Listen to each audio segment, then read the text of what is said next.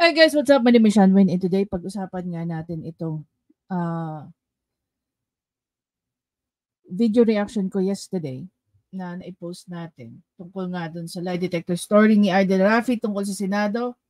Galing ba ito sa Netflix o sa storya ni Chris Watts? No, doon sa mga nakapanood nito, at doon sa familiar sa case ni Chris Watts, no, marami nagsabi na hindi siya nag-umpisa actually sa Netflix. So may mga napanggalingan na po siyang mga videos even before nagkaroon siguro ng interest si Netflix. Anyway, so dito nga po sa video na ito, pinagmamalaki ni Rafi Tulfo na dahil daw sa isang case na inilapit kuno sa kanila ng pamilya ng biktima nung na murder, ginamitan daw nila ng lie detector test. So, isa sa mga binanggit dito ni Rafi Tulfo, hindi niya binanggit na nag-offer sila ng pabuyan na 500,000. Which by the way, hinanap ko talaga yung video na sinasabi. Kasi I really don't bother watching them anymore. Okay? Pangalawa, hindi naman po nag-thank you sa kanya yung pulis. Although sinabi ng pulis, no, na nakatulong yung lie detector. Now, the question is, gaano ba kalaki yung naitulong ng lie detector? Number 2, or rather number 3. Okay? Hindi po sinabi na naging lead. Okay? Hindi sinabing naging lead, which is taliwas dito sa sinasabi ni Idol. Naging aid lang. Mismong reporter niya ang nagsabi. Okay? Now, tingnan muna natin yung comment ng mga nanonood sa atin. Sabi dito, congrats, sabi niya. Maraming salamat po, LED 3942. Ayan. Sabi dito ni Jessica, I've seen many channels about Chris Watts' real interrogation. He confessed not because he failed the lie detector test, but they let his father talk to him and he confessed to his father the Netflix was not accurate. Ayun. So, yeah, I saw that interview rin, ano. It wasn't because na nag-fail siya doon sa lie detector, but because umamin siya. Sabi nga rito ni Pops Rico Coloma 9784, nakakatakot na pinagagawa sa Senate, wanton disregard ng rights ng Filipino. Okay? Ayon nga rito kay Ellen V, I actually followed Chris Watts' trial on TV about 5 years ago. Devastating. Ayon naman dito kay Mayaniko 600, let's share this para matauhan ng mga Tulfo fanatics. Ayon naman dito kay Livin, exactly my thoughts. I was trying to recall to what case Tulfo was referring about the massacre of his own family and how it wasn't sensationalized or got viral. Actually, nahanap ko na po siya. The first video was uploaded 3 weeks ago. Hindi siya nag-viral because it only garnered about 1.4. Usually, ang mga viral ni Rafi Tulfo umaabot po ng more than 5 million. So that one, hindi po. Ayon dito kay Lavocada 3569, galing niyo po Madam Shanwin. God bless you always. Kayo rin po. Ayan. Sabi ni Bon Jovi, puro siya lie detector test, pero yung original wife niya, hindi niya hinamon ng lie detector test. Natatandaan ko yung sinabi niya noon, puro lies ang sinasabi ng ex-wife niya. O nga, no? Hindi natin naisip yun. Yan, heart natin. Ayan, sabi dito, live in the dream 9193. I subscribe to your channel because Attorney Libayan, but ultimately because I find you very informative and smart. Keep it up, Shanwayne. Maraming salamat po. Nakakatawa naman po kayo ng puso. Ayan, sabi naman dito ni Fernando Palmares, may tao talagang pathological liars, meron kasing sinungaling dahil takot sa pag-aalala at meron naman para lang mamanipulate at manglinlang. Saan kaya dyan si Idol? Nananaginip ng gising o nagyayabang? Ayun. Okay. So, sabi nga dito ni Malmelda si Dinoy. Actually siya, bago yung lie detector test na sinasabi ni Rafi, person of interest na. Kaya, person. So, it seems to me na mas updated dito si ma'am. Person of interest na siya sa mga pulis dahil may napansin na ang mga pulis sa kanya. Meaning kahit hindi sumalang sa lie detector test, makakahon na nila dahil may mga witness na tulad ng nasa tindahan na pinag-iwanan niya ng pinamili niya at isang bolo na may ginamit sa pagpatay. Ibigay na natin yung congratulate sa police. Yes, congratulations po dun sa mga police. Diyan po sa Balogan, bago lang yan nangyari. I think nangyari ito sa summer if I'm not mistaken. There you go. Okay. So, partly, no, dinaanan ko po yung video na yon. At ipapakita natin, no, kung ano nga ba tong sinasabi ni Idol. So, ito po ay, ayan, mag-inang pinaslang sa Katbalogan. I think, pinost po, may nag-post po ng something about sa case na to. Okay? At definitely, itatag si Raffy Tulfo. Ayan. So, hindi po minention ni Raffy Tulfo na siya ay nag-offer ng cash reward na 500,000, which by the way, wala pong nag-claim nito. Okay? Kasi gaya nga ng sinabi ni Ma'am dito, kung babalikan po natin yung ayan. Kung babalikan natin itong comment ni Ma'am Melda,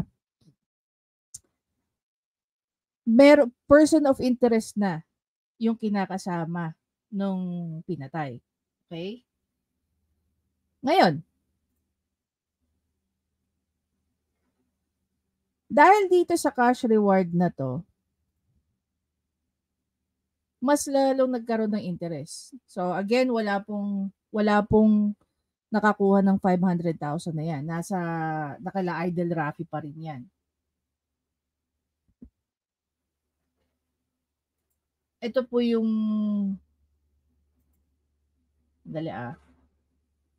ito po yung pamilya, no, na pinatay. So basically, isa sa mga anak niya na anak pa ng dati niyang kinakasama. So out of selos, kaya nagkaroon ng kasong to.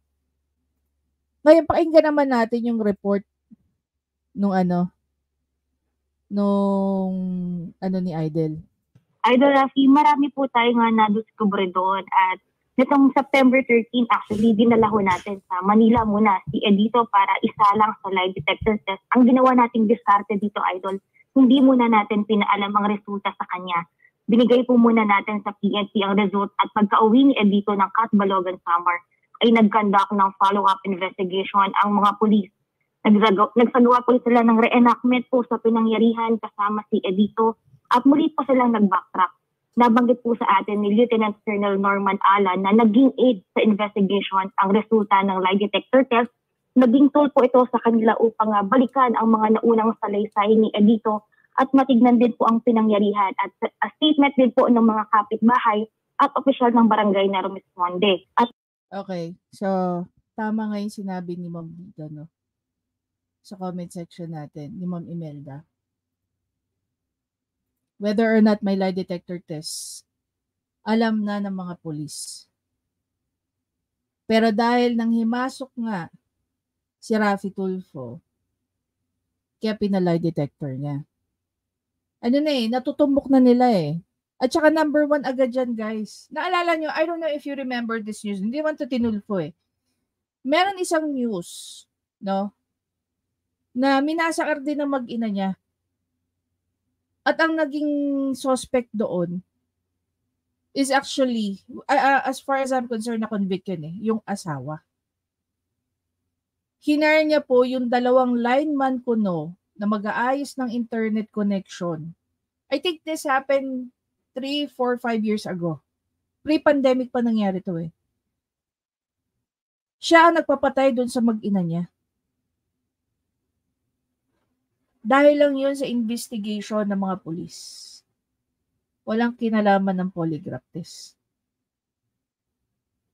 Gaya nga na rin ang sinabi ko. Ayon nga rin doon sa video na tinignan natin. Sabi mismo ng examiner, para maging successful ang result, okay, ng isang polygraph test. Number 1, you have to follow my instruction. And number 2, dito natin malalaman kung nagsasabi ka ng totoo at hindi. It means, kung hindi ka nagpa-follow, pwede ka rin mag-fail. Diba? Kung hindi ka magpa-follow, pwede ka rin mag-fail. Gaya na rin na naging comment dito. Hindi dahil hindi na-convict si Chris Watts noon. Only because he failed the polygraph. But because he confessed dun sa kanyang tatay. And based na rin dito, if you're gonna watch the video, this video, mismo yung suspect, no, umamin din dahil hindi na raw siya kayang kainin ng konsensya niya. And I've been watching the video over and over again. Wala naman akong narinig na thank you, Mr. Tulfo. One of the biggest question din here, if you remember this video coming from Attorney Claire, dapat ang mga pulis po, you do not allow anyone, lalo na if they're not people involved dyan, including Raffy Tulfo. Wala pong kinalaman ang pagiging senador ni Raffy Tulfo or even before pa no siya ay broadcaster. Hindi nyo po, which is ito, no, kailangan natin tong i-raise kay PNP chief. Bakit po ang mga pulis natin, once na tumawag si Raffy Tulfo at magtatanong tungkol sa kaso, nagbibigay po ng information kay Raffy Tulfo. Diba?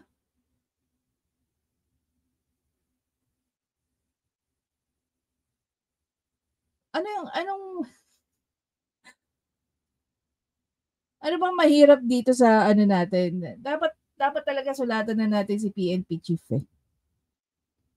Tayo nga common at Pilipino eh.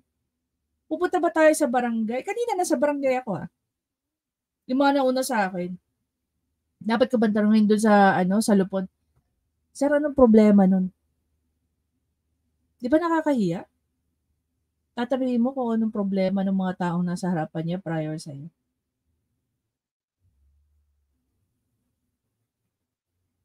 Diba?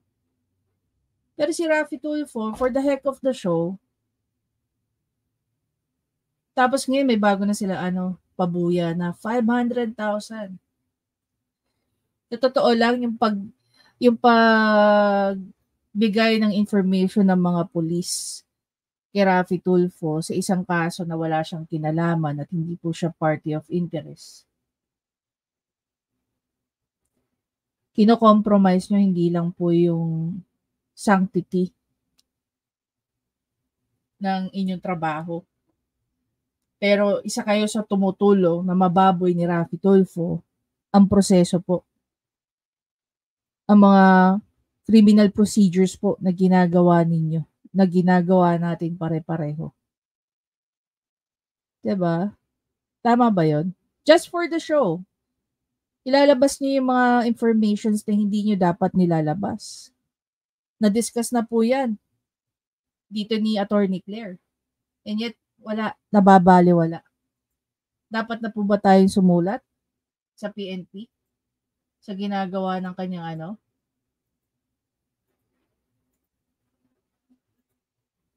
Diba? Imagine mo, iba yung sinabi niya doon. Nag-thank you daw sa kanyang police dahil sa polygraph, nalaman nila kung sino yung lead. Magkaiba po yung lead sa aid. Nakatulong daw yung polygraph. Talaga ba? Hindi dapat pala kung ganyan, lahat dumaan na sa polygraph test. Dapat lahat dumaan na sa tawag dito, dyan sa lie detector test. Yan lang pala kailangan natin Tanggalin na natin ng due process. Then umpisahan natin kay Raffy Tulfo. Again, minsan na pong challenge ni Attorney Claire si Idol Raffy. If he's going to submit sa isang lie detector test, natatanungin yung mga paratang sa kanya ng kanyang asawa, which is by the way, hindi natin pwedeng pag-usapan. And again, nabanggit na nga rin yan dito sa ating comment section. Diba? Asan na yun? May nagsabi rito eh. Ayun! Sabi ni Bon Jovi, puro siya lie detector test, pero original wife niya, hindi niya hinamon ng lie detector test. Natatandaan ko na sinabi niya na puro lies ang sinasabi ng asawa niya. Diba? Diyan pa lang eh, diba? Sa observation pa lang dito ni Bon Jovi 6161 eh. Bagsak na siya sa lie detector test eh. Anyway guys, again, maraming salamat sa pagko-contribute. Alam niyo, sabi ko nga sa inyo, napakalaki pong contribution ng comment section. Kasi dito po marami tayong natututunan. Gaya po ng contribution ni Bon Jovi. Galing din sa comment section kung bakit ko napansin. Oo nga no. Parang kwento nga ito ni Chris Watts American Murder. Pero meron pala tayong Philippine version. Yun nga lang, hindi sinabi ni Idol Rafi, una, ang sinabi niya lead, hindi aid. Pangalawa, hindi niya binanggit na nagbigay siya ng pabuya na 500,000 para palitawin. Hindi rin po niya na-mention dito, gaya po ng sinabi rito ni Ma'am Meldy, na persons of interest na po yung asawa mismo, no, yung kinakasama. Pinapalabas niya sa Senate na naging instrumental. Lumalabas na naging sole instrumental tool yung polygraph para ma-solve ang issue ng Catbalogan case. Hindi man lang niya binigyan ng ng emphasis doon while nagsasalita siya sa sa Senate na malaking bagay din ang naging contribution ng PNP sa kanilang pag-iimbestiga without the use of that polygraph test. And gaya nga na sinabi rin dito ni Ma'am Meldy, with or without that, alam na naman ng mga police, no, based on the witnesses as well, sa mga reenactment, pasok na sa banga yung asawa. Yan, sinungaling talaga, sabi ni Don Oliva, 5639. Yan, lang yan talaga kasi sinungalingan. Nangyari yan, sabi. Gaya din dito, sabi ni Kits 10. Nangyari yan, Shanway, napanood ko yan sa RTI Monday at pinalabas yung tatay pinatay ang asawa at anak dahil sa selos. Parang sa summer yan. No? Dahil sa kanya, hinanap ko po yung video. Sa mga nagsabi rito, hinanap ko yung video. So, hindi naman po tayo nagsisinungaling na hindi na tayo talaga nanonood ng mga videos ni Idol Rafi. Wala ka kasi makukuha dyan eh. Magagalit ka lang. Pag kayo po kasi talaga na andun, sa halimbawa kayo, no? Nagtatrabaho po kayo sa bangko. Pag alam niyo po yung proseso ng bangko at kung ano-ano mga iniibento ni Rafi Tulfo, mabubwisit din po talaga kayo. So might as well na hindi ka na mabwisit, tumigil ka na lang sa panonood sa mga pinagsasabi niya. Nakakatawa na.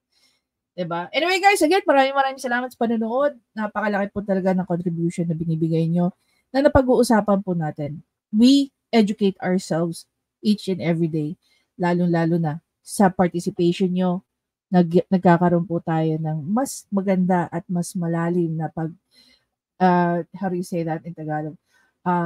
Mas lalo po natin naiintindihan ang mga bagay-bagay. We're becoming a very, tawag dito, we're growing, right? That's number 1. Number 2, mas lalo po natin naiintindihan ng mga bagay-bagay. At the end of the day, yung pagiging critical thinkers po natin ay mas lalo pong lumalaki at lumalalim. Diba? Anyway guys, again, maraming salamat. I'll see you in the next video. Bye guys!